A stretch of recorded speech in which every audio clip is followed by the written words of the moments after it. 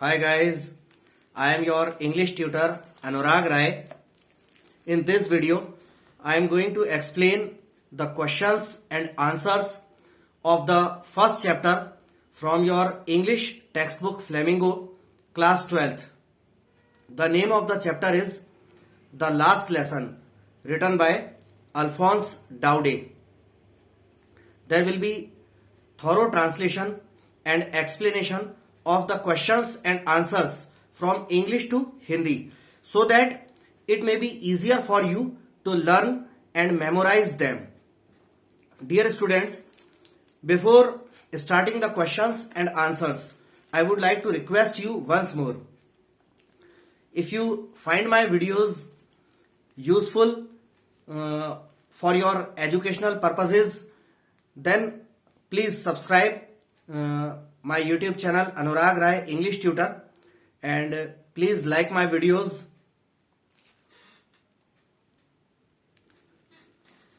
तो सभी चैप्टर्स के आपकी 12th क्लास की बुक के प्रोज के पोएट्री के सारे चैप्टर्स मतलब दोनों बुक्स फ्लेमिंगो और विस्टाज इनके वीडियो लेक्चर्स मैं ऑलरेडी बनाकर अपने YouTube चैनल पर अपलोड कर ही चुका हूं और आई थिंक आपने उनसे स्टडी भी की होगी। तो इसके अलावा अब ये जो वीडियोस मैं अपने अपलोड करने जा रहा हूं तो वो आपके क्वेश्चंस एंड आंसर्स से रिलेटेड वीडियोस होंगे। तो इसमें हम फर्स्ट चैप्टर को ले रहे हैं फ्लेमिंगो बुक के first chapter the last lesson written by Alphonse Daudet. इसके क्वेश्चंस और आंसर्स को थॉरोली हम जो है इंग्लिश से हिंदी में करेंगे ट्रांसलेट और फिर उनको समझेंगे जिनसे ये क्वेश्चंस और जो है इनके आंसर्स आपको लर्न करना मेमोराइज करना आसान हो जाए।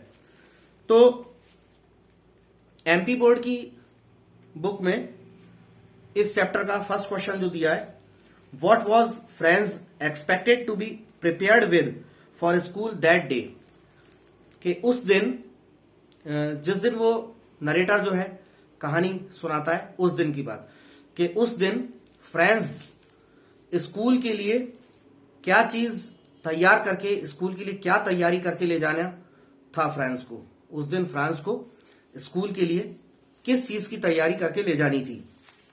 तो आंसर में है that day Franz was expected to be prepared with participles because M Hamel had said that he would question them on participles। तो उस दिन स्कूल के लिए उस बच्चे फ्रेंड्स को इंग्लिश ग्रामर का एक टॉपिक होता है पार्टिसिपल, तो पार्टिसिपल्स की तैयारी करके ले जानी थी क्योंकि एम हेमल ने उस टॉपिक को पहले समझाया था और अगले दिन के लिए बोला था क्लास के सभी बच्चों से कि अगले दिन वो पार्टिसिपल्स से रिलेटेड क्वेश्चंस उन लोगों से पूछेगा। तो फ्रेंड्स को उस दिन पार्टिसिपल्स की तैयारी करके ले जानी थी। नेक्स्ट क्वेश्चन है what did friends notice that was unusual about the school that day. उस दिन जब फ्रेंड्स वो बच्चा स्कूल पहुंचा तो उसने स्कूल के बारे में कौन सी असामान्य बात जो आमतौर पर नहीं होती थी, ऐसी असामान्य कौन सी बात देखी। तो आंसर में है On that day, everything was very still and as quiet as Sunday morning।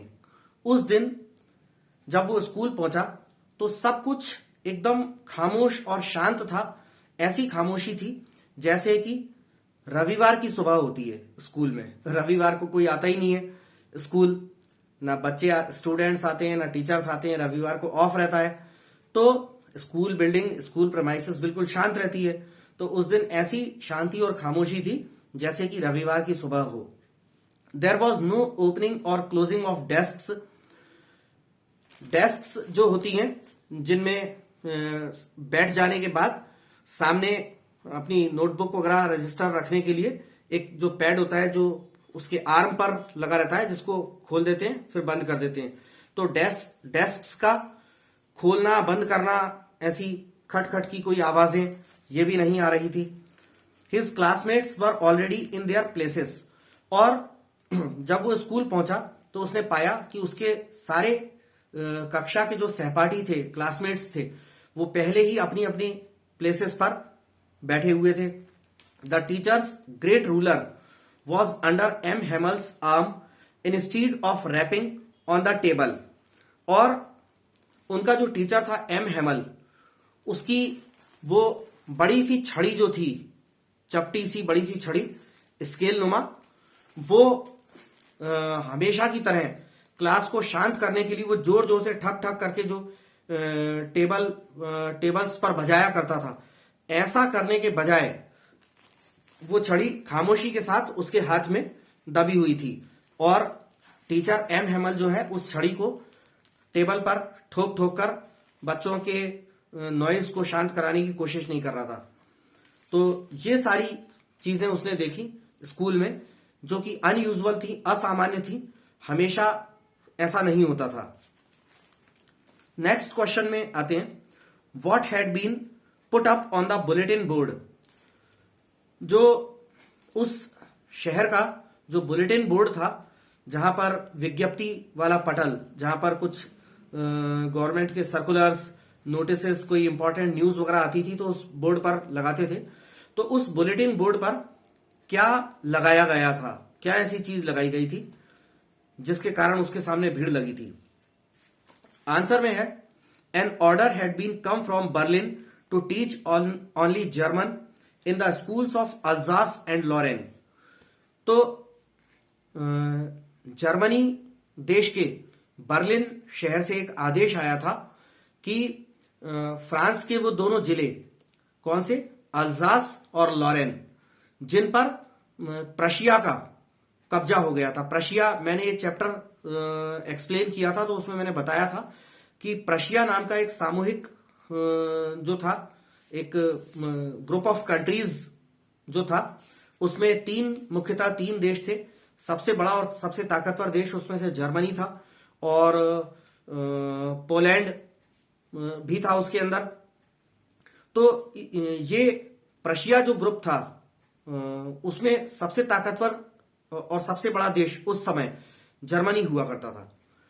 तो जब जर्मन लोगों ने, या यूं कहें कि प्रशिया और फ्रांस का जब युद्ध हुआ था, तो युद्ध में फ्रांस हार गया था और प्रशिया ने फ्रांस के दो जिले अल्जास और लॉरेन पर कब्जा कर लिया था। और कब्जा करने के बाद फिर उन्होंने क्या किया कि वहां पर अपनी लैंग्वेज उन्होंने बलपूर्वक इंपोज कर दी, बलपूर्वक थोप दी कि अब इन दोनों जिलों में जर्मन लैंग्वेज पढ़ाई जाएगी, फ्रेंच लैंग्वेज नहीं पढ़ाई जाएगी।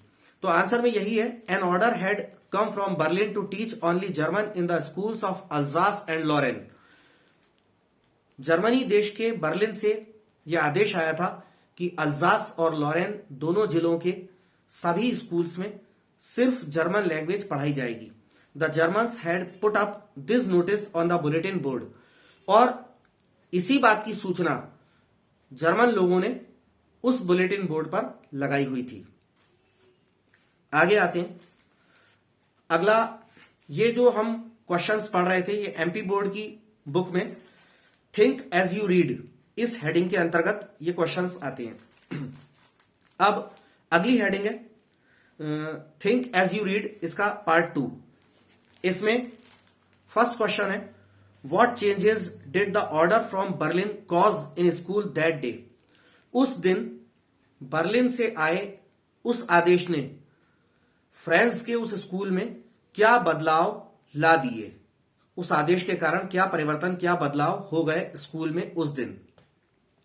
तो आंसर है, M Hamel had put on his best dress, his beautiful green coat, his frilled shirt and the little black silk cap, all embroidered.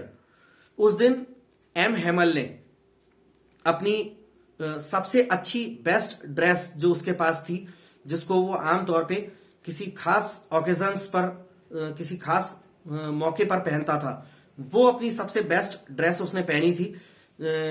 और उस ड्रेस में क्या था, उसका सबसे सुंदर ग्रीन कलर का कोट, हिज फ्रिल्ड शर्ट, उसकी झालर नुमा, झालर लगी हुई वैसी शर्ट, और उसका सिल्क का ब्लैक कैप, हैट, और ये सारे एम्ब्रॉयडर्ड थे, उनके ऊपर कढ़ाई थी रेशमी धागे से।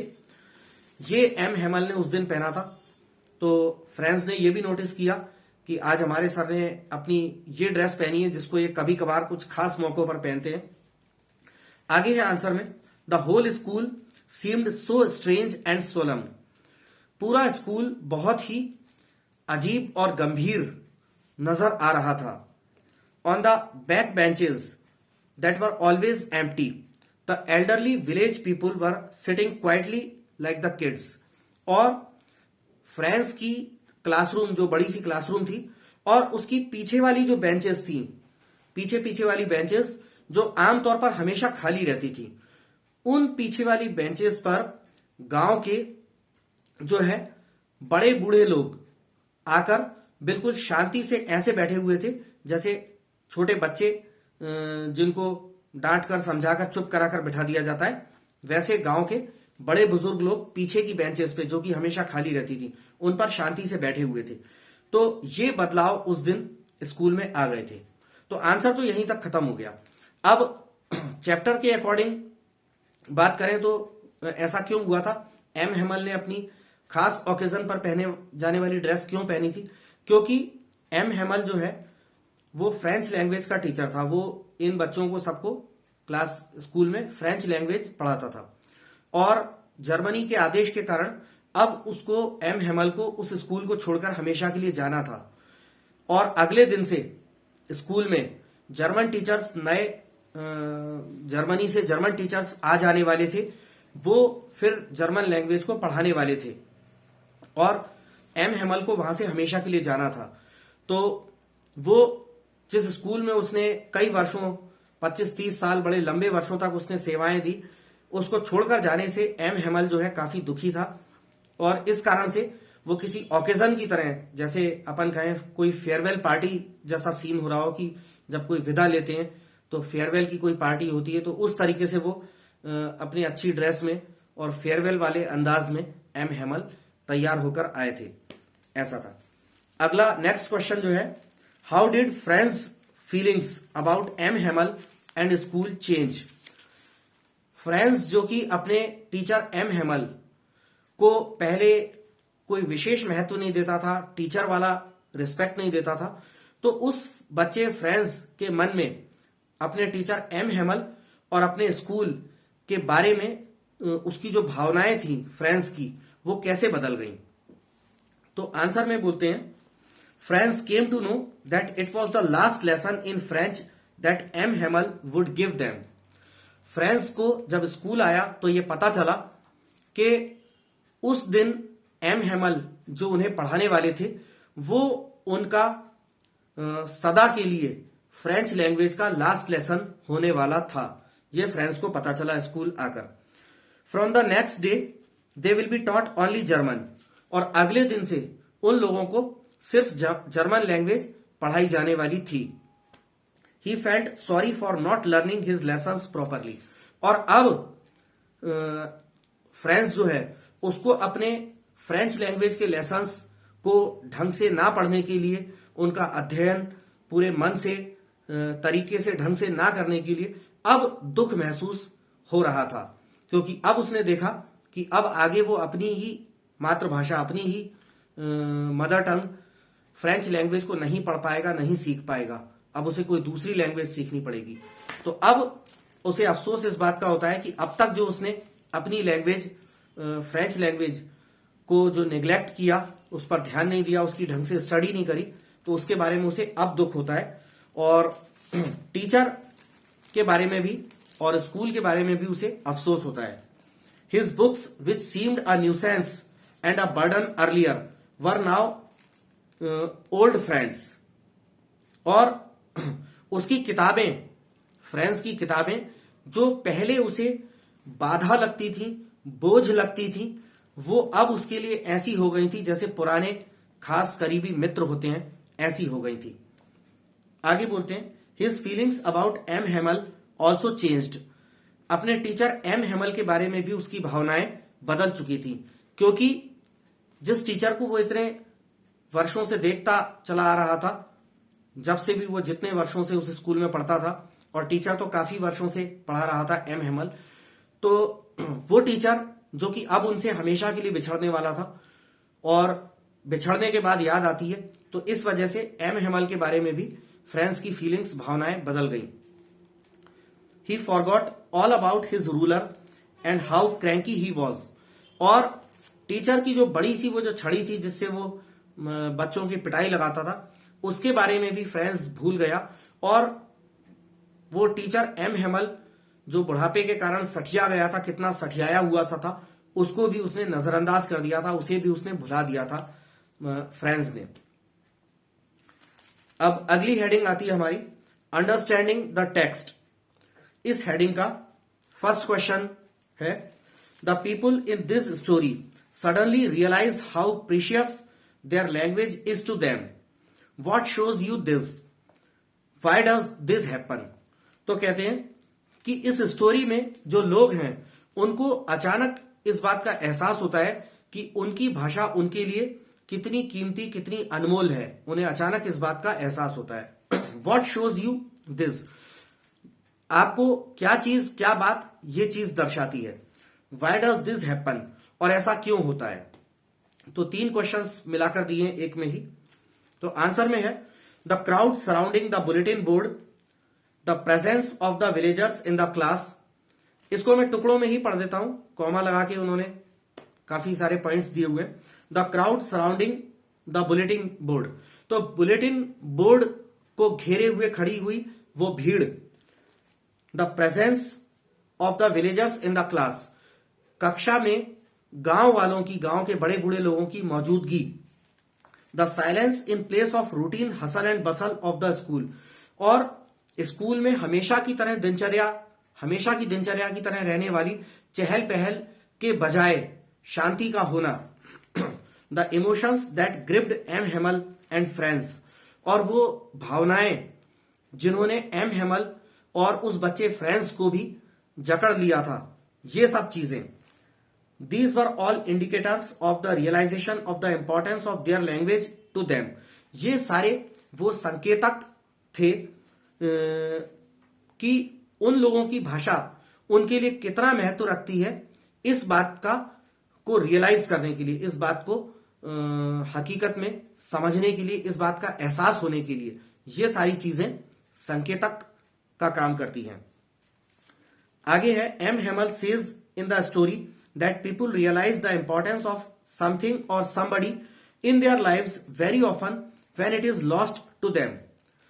इस स्टोरी में ऐसा भी दिखाया है कि कक्षा जब चलती है उसमें क्लास में स्टूडेंट्स भी होते हैं और गांव वाले भी होते हैं, तब उन सब की मौजूदगी में एम हेमल जब अपना लेक्चर शुरू करते हैं तो एम हेमल ये बताते हैं कि लोग बाग कहीं के भी, पूरी दुनिया में कहीं भी, लोगों की ये टेंडेंसी होती है, ये फितरत होती है, ये आदत होती है कि लोग बाग आमतौर पर किसी चीज का या किसी व्यक्ति या वस्तु का महत्व सिर्फ तब ही समझ पाते हैं अच्छी तरह से जब वो चीज उनसे छिन जाती है, जुदा हो जाती है, खो जाती है। तब जब तक हमारे पास कोई चीज रहती है तब तक हम उसकी वैल्यू, उसकी इंपॉर्टेंस को नहीं समझते। लेकिन लोग किसी भी चीज या किसी भी व्यक्ति के इंपॉर्टेंस, उसकी वैल्यू को तब समझते हैं जब वो चीज उनसे दूर हो जाती है, उनसे अलग हो जाती है, उनसे जुदा हो जाती है। तब ऐसा एम हेमल ने उन स्टूडेंट्स को और विलेजर्स को लेक्चर में समझाया। आगे है similarly it was the order from Berlin that made people realise the importance of their language. ठीक उसी तरह जब लोगों से कोई चीज छिन जाती है तब उसका इंपॉर्टेंस को वो एहसास करते हैं। बिल्कुल ठीक उसी तरह से बर्लिन से आया हुआ वो आदेश कि अब फ्रांस के इन दोनों जिलों अल्जास और लॉरेन में फ्रेंच लैंग्वेज नहीं पढ़ाई जाएगी, जर्मन लैंग्वेज पढ़ाई जाएगी। तो इस आदेश ने उन लोगों को ये महत्व महसूस कराया कि उनकी भाषा, उनकी फ्रेंच लैंग्वेज उनके लिए कितनी महत्वपूर्ण है। जब उन्होंने देखा कि अब तो हमारी लैंग्वेज, फ्रेंच लैंग्वेज हमसे छिन गई है, अगले दिन से तो जर्मन लैंग्वेज हमें फोर्सफुली पढ़ना पड़ेगी, ठीक है, तब उन्हें अपनी लैंग्वेज की इंपॉर्टेंस जो है वो रियलाइज होती है। सेकेंड क्वेश्चन है, French thinks will they make them sing in German even the pigeons, what could this mean? French जो बच्चा था वो एक बात सोचता है कि फ्रेंच जो बच्चा था वो ये बात सोचता है कि क्या वे लोग माने जर्मन लोग, कि क्या वे लोग जर्मन लोग अब कबूतरों को भी जर्मन लैंग्वेज में गुटरगू करवाने के लिए, गाना गाने के लिए जर्मन लैंग्वेज में मजबूर करेंगे क्या? ऐसा सोचता है। इसका क्या मतलब हो सकता है फ्रेंच के द्वारा यह सोचना कि क्या जर्मन लोग अब कबूतरों से भी जर्मन में गाना गवाएंगे या जर्मन लैंग्वेज में उनसे कबूतरों से गुटरगू करवाएंगे? इसका क्या अर्थ हो सकता है? तो आंसर में बोलते हैं, this shows a French man's typical reaction to the imposition of learning German, the language of the conquerors. ये बात एक फ्रांसीसी व्यक्ति के द्वारा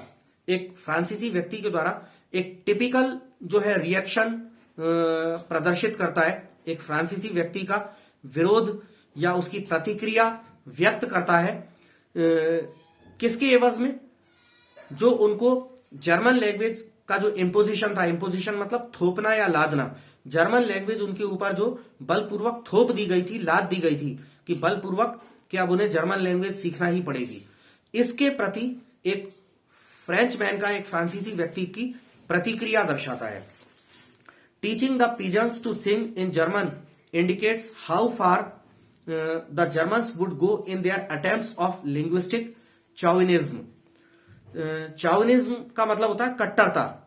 तो ये कह रहे हैं कि ऐसा सोचना, उस बच्चे फ्रेंच के द्वारा ऐसा सोचना कि कबूतरों को भी ये जर्मन लोग जर्मन लैंग्वेज में गाना गवाएंगे, ये बात इंडिकेट करती है, प्रदर्शित करती है कि जर्मन लोग अपनी भाषा संबंधी, लिंग्विस्टिक यानी भाषा संबंधी कट्टरता में जो है किस हद तक जा सकते थे, उसके प्रयास में वो किस हद तक जा सकते थे। आगे है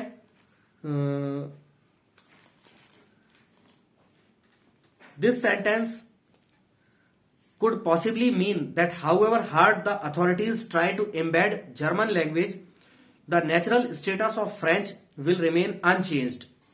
और ये सेंटेंस कौन सा? उस बच्चे फ्रेंच के द्वारा ये सोचा जाना कि क्या जर्मन लोग कबूतरों को भी जर्मन लैंग्वेज में गाना गवाएंगे, ये वाला सेंटेंस, ये सेंटेंस संभवतः इसका ये भी अर्थ हो सकता है कि however hard the authorities try to embed German language, कि चाहे जर्मनी के शासक, जर्मनी के जो प्रभावशाली लोग हैं या उनकी पुलिस प्रशासन, नेता लोग जो अथॉरिटी में बैठे हैं, वो लोग जर्मन लैंग्वेज को लागू करने के चाहे जितने भी प्रयास कर लें, the natural status of French will remain unchanged. लेकिन जो फ्रेंच लैंग्वेज का जो प्राकृतिक जो ओहदा या रुतबा या स्टेटस है वो जो है अनचेंज्ड रहेगा, जस का तस रहेगा, बदलेगा नहीं। Nature and other things can not be governed by some superficial laws of the wilful people. तो ये कह रहे हैं कि प्रकृति और अन्य वस्तुएं जो है कुछ इच्छाधारी लोगों के सुपरफिशियल लॉज यानी ऊपर के सतही कानूनों के द्वारा शासित नहीं की जा सकती। प्रकृति और कुछ अन्य चीजों को कुछ इच्छाधारी लोगों के सतही कानूनों के द्वारा उन पर शासन नहीं किया जा सकता, उनको नियंत्रण में नहीं लाया जा सकता। The reference of making the pigeons learn German pointing to this very constraint. और कबूतरों को जर्मन लैंग्वेज सिखाए जाने का जो रेफरेंस था, संदर्भ था, वो इसी बाध्यता की ओर इशारा करता है।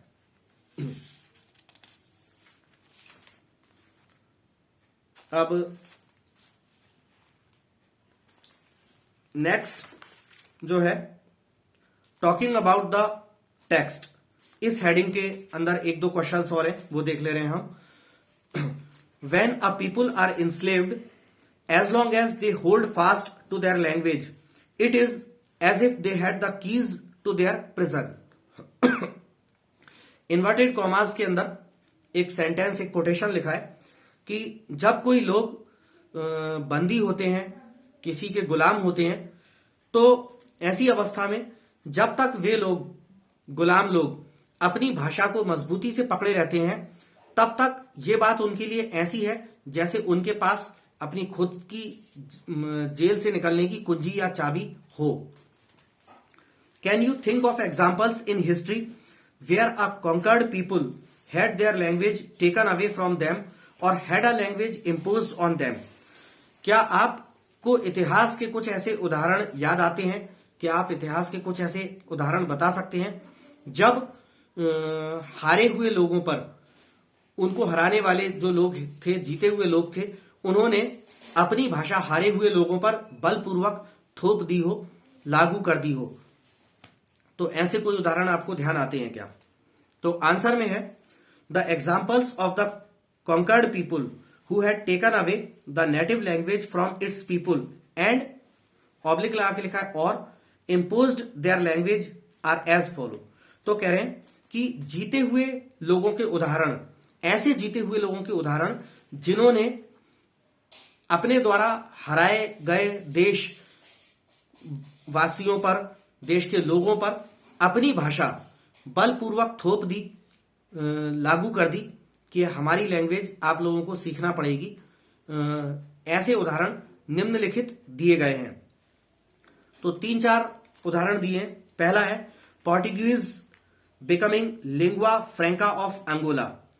पुर्तगाल की जो भाषा थी पोर्टुगीज, वो अंगोला की लिंगुआ फ्रैंका जो है लैंग्वेज बन गई. सेकंड एग्जांपल है Turkish imposed on the Kurds. तो ईरान और उसके आसपास के कुछ क्षेत्रों में लगे हुए जो कुर्द क्षेत्र हैं, पहाड़ी इलाकों में कुछ कुर्द प्रजातियां, जनजाति के लोग होते हैं, तो टर्किश इम्पोज्ड ऑन कुर्द्स. तो कुर्द लोगों पर तुर्की की भाषा, टर्किश लैंग्वेज थोप दी गई थी. थर्ड है Spanish imposed on the Basques and the कैटलान्स.